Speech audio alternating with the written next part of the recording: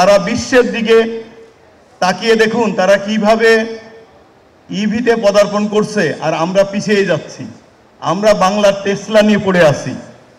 খুবই দুঃখজনক, খুবই হতাশাজনক। তারপরও আমি সেবরকে আন্তরিকভাবে মোবারকবাদ জানাবো। তাদের জন্যে সবাই দোয়া করবেন যে তারা যেন এই যে সাহসী পদক্ষেপ নিয়ে এই মেলাগুলো চালিয়ে যাচ্ছে। আমরা মেলাতে যেটুকু অংশগ্রহণ করতে পারি তার থেকে বেশি দরকার হচ্ছে আমাদের সরকারের নীতিমালা। তারা অনেক ধরনের চেষ্টা করে যাচ্ছে, আমি তাদেরকে সাধুবাদ জানাই।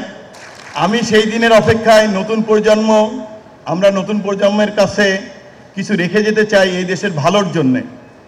আমরা যেন সামনের দিকে এগিয়ে যেতে পারি, সামনের প্রজন্মকে যেন আমরা ভালো রাখতে পারি।